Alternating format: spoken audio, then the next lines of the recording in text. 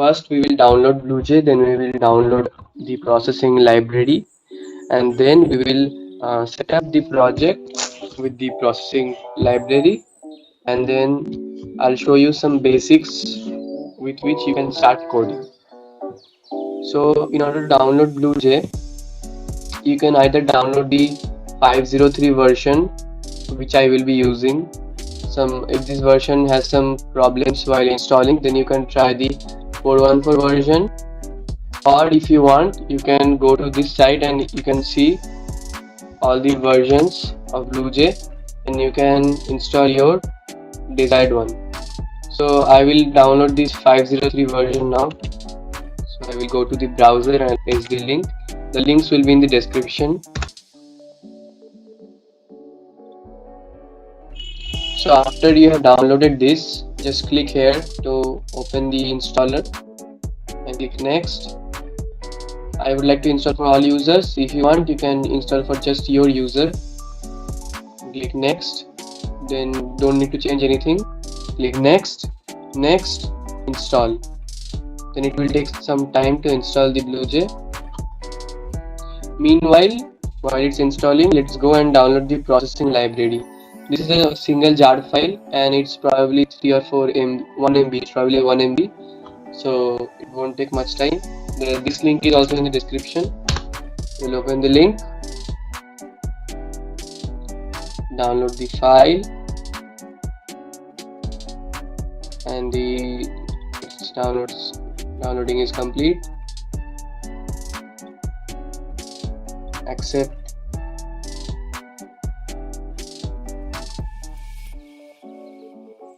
And our BlueJ installation is finished. So after our BlueJ installation is finished, now we will open BlueJ, and then we will create a new project. Choose the location where you want to store your projects. I have chosen this location. As you can see, here are my other BlueJ projects. So click cancel. Now let's name the project processing BlueJ tutorials. You can name it anything you want, and then click OK. Close the previous folder. As you can see, we have created a brand new project. Now we have to add the library in the project. So we'll close the BlueJ for now. We'll open a file explorer, then go to that location where we have stored the project, where we just created the project. Now as you can see, here is my folder processing BlueJ tutorials. I'll open that. I'll create another folder here and I'll name it +libs. Here is, in this folder we have to store all our libraries. So we download the library. Now we will open another file explorer. We will go to downloads. This is the processing.code jar, processing code jar. We will copy this jar file and then paste it here. Our library is thus added. Now you can open the BlueJ by writing in the search bar, or you can just click the package.bluej file here. I will just search BlueJ and I will click enter, and our project is open. If you have another project open, you just go to project, open project, and then select your project from here. Our project is open. So let's first create a new class. So create a new class. Let's name our class demo sketch.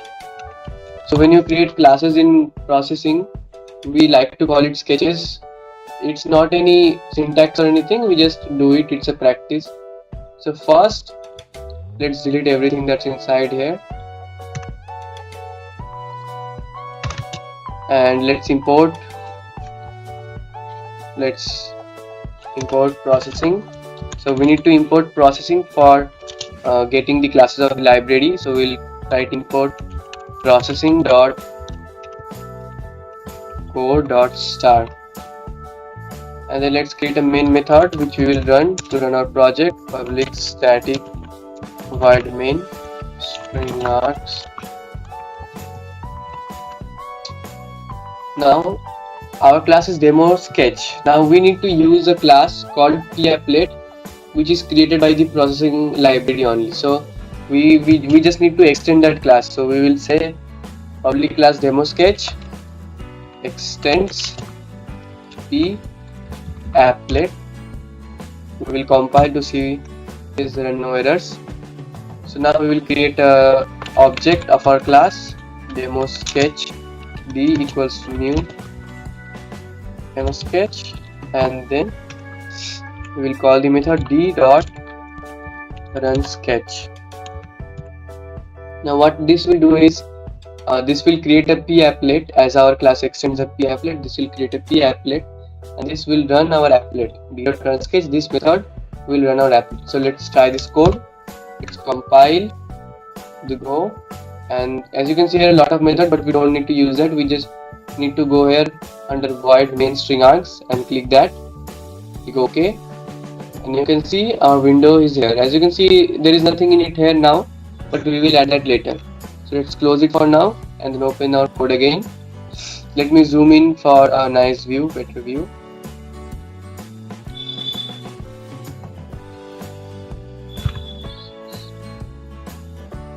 Okay, so then we need to create a method called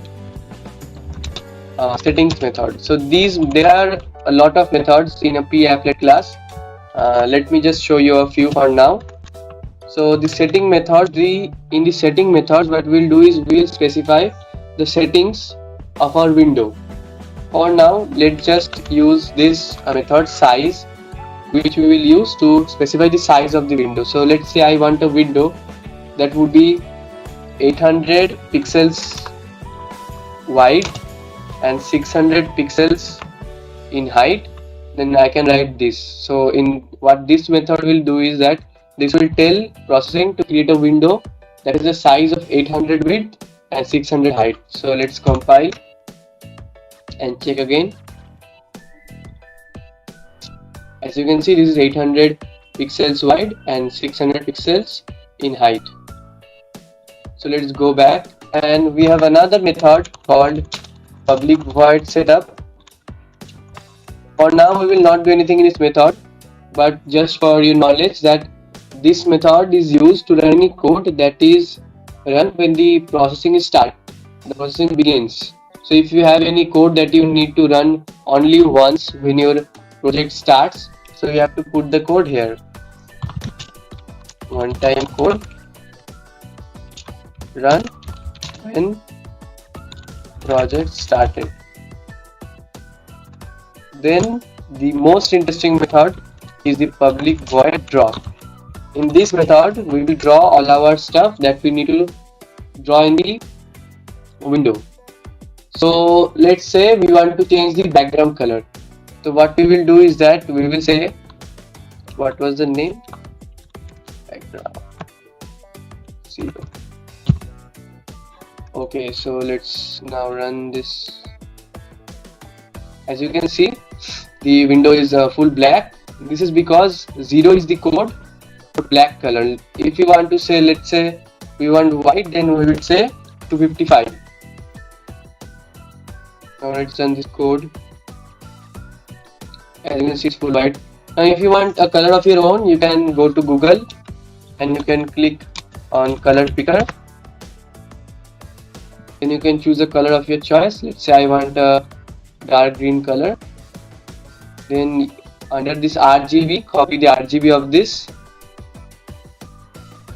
Then go to your code and then paste it here in background. Let's run and check this once.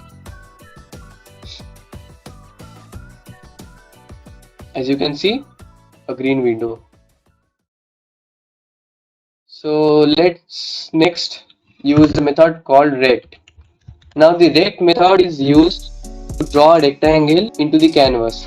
So our canvas is 800 pixels wide. Okay, so we have a window of 800 pixels wide and 600 pixels in height. So this is 800 pixels in width and 600 pixels in height. Okay, so let's say we want to draw a rectangle in the top left corner of the window. Okay, so we want to draw a rectangle like this. In the rectangle method we need to specify 4 arguments. First is the start x position of the rectangle, then is the start y position of the rectangle, then is the width of the rectangle,